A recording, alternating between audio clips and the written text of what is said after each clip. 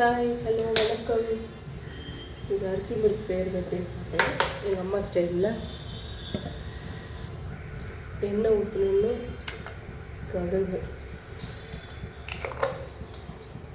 கடுகு பொரிஞ்சு வர சமயத்தில்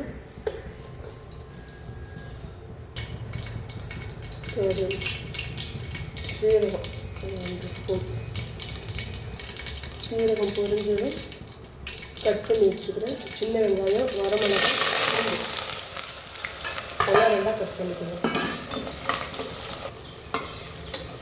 வெங்காயம் 3/4 பாகம் வெந்தோன்னா கட் பண்ணி வச்சுக்கிறேன். தக்காளி 1 டம்ளர் தக்காளி, 4 தக்காளி கட் பண்ணி வச்சுருக்கேன். அதை போட்டு நல்லா வதக்கணும். 1 டம்ளர் அரிசிக்கு 2 தக்காளி. அடுத்தது மஞ்சள் தூள். காரத்துக்கு வேறு எதுவுமே இல்லை, ஸ்பைஸில் போடல, வரமிளகாய் மட்டுமே. அடுத்தது உப்பு போட்டுக்கலாம்.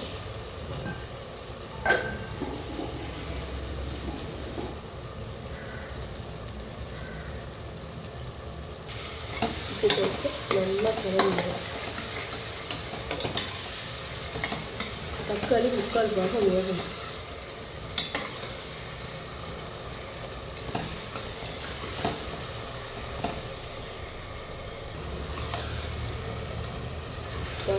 இந்த அளவுக்கு வெந்ததுக்கப்புறம் அவரைப்பருப்பு, அரிசியும் அவரைப்பருப்பும் ஊற வச்சு கழிஞ்சு வச்சுருக்கேன், அதை போடணும்.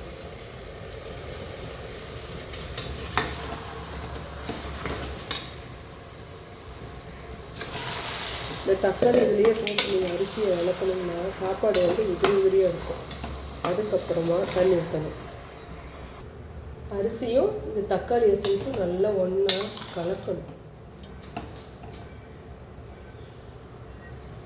இந்த ஸ்டேஜில் தண்ணியை கொதிக்க வச்சு வச்சுருக்கேன். ஏன்னா எங்கள் அம்மா சொன்ன மெத்தட் 1 டம்ளருக்கு 2 டம்ளர் வீதம் பருப்போடு சேர்த்து 5 டம்ளர்.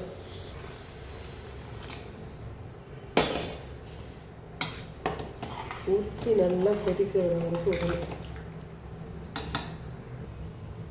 நல்லா பபிள்ஸ் வருதா? இந்த டைமில்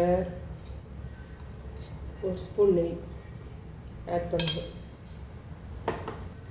அப்புறம் ஒரே 1 ஸ்பூன் மட்டும் கடலெண்ணெய். இது எங்கள் அப்பா சொன்ன டிப்ஸு, மேலே விட்டால் நல்லாயிருக்குள்ளது.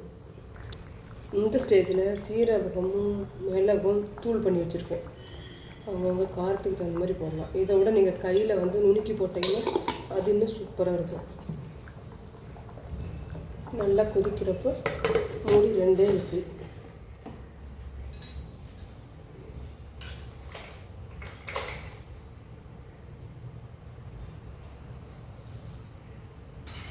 என்னடா இவ விட்டு போட மாதிரி விட்டாக கட் பண்ணி போடுறோன்னு நினைக்காதீங்க. எடுக்கிறதுக்கு யாரும் இல்லை, நானே எல்லாம் எடுத்துட்ருக்கேன்.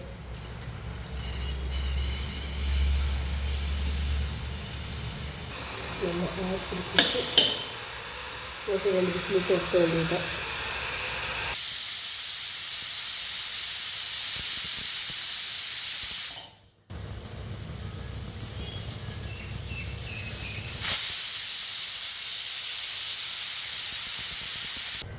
ரெண்டு விசில் வந்துருச்சு.